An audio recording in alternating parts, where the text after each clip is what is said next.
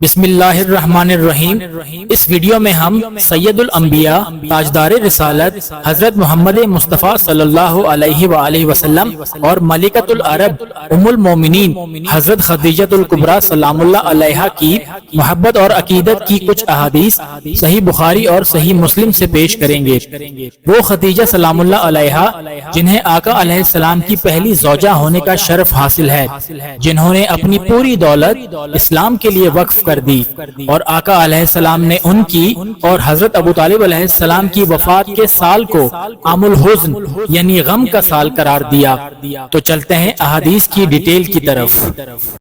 حدیث نمبر 6281 میں حضرت عروہ رضی اللہ عنہ نے حضرت عائشہ رضی اللہ عنہا سے روایت کی، کہا رسول اللہ صلی اللہ علیہ وآلہ وسلم نے حضرت خدیجہ سلام اللہ علیہا کی وفات تک اور شادی نہیں کی۔ اور اسی طرح حدیث نمبر 6280 میں راوی نے حضرت عائشہ رضی اللہ عنہا سے روایت کی، کہا مجھے رسول اللہ صلی اللہ علیہ وآلہ وسلم کے لیے آپ کی کسی بیوی پر اتنا رشک نہیں ہوا جیسا حضرت خدیجہ سلام اللہ علیہا پر ہوا۔ اس کا سبب یہ تھا کہ آپ ان کو بہت کثرت سے یاد کرتے تھے، حالانکہ میں نے انہیں کبھی دیکھا تک نہیں تھا۔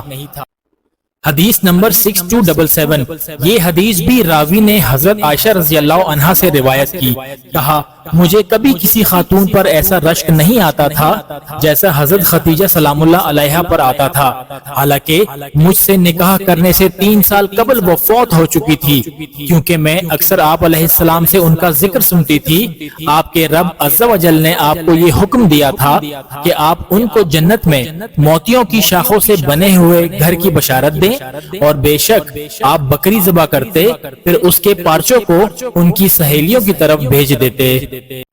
اور ایسی ہی احادیث امام بخاری نے اپنی صحیح بخاری میں بھی نقل کی ہیں۔ اختصار کے لیے ہم صرف 2 احادیث کا ذکر کرتے ہیں۔ حدیث نمبر 3816 اس حدیث میں راوی بیان کرتے ہیں کہ حضرت عائشہ رضی اللہ عنہا نے کہا نبی کریم علیہ السلام کی کسی بیوی کے معاملے میں نے اتنی غیرت نہیں محسوس کی جتنی غیرت حضرت خدیجہ سلام اللہ علیہا کے معاملے میں محسوس کرتی تھی۔ وہ میرے نکاح سے پہلے ہی وفات پا چکی تھی، لیکن آن حضرت صلی اللہ علیہ وآلہ وسلم کی زبان سے میں ان کا ذکر سنتی رہتی تھی، اور اللہ تعالیٰ نے آن حضرت صلی اللہ علیہ وآلہ وسلم کو حکم دیا تھا کہ انہیں جنت میں موتی کے محل کی خوشخبری سنا دے۔ آن حضرت صلی اللہ علیہ وآلہ وسلم اگر کبھی بکری ذبح کرتے تو ان سے میل محبت رکھنے والی خواتین کو اس میں سے اتنا ہدیہ بھیجتے جو ان کے لیے کافی ہو جاتا۔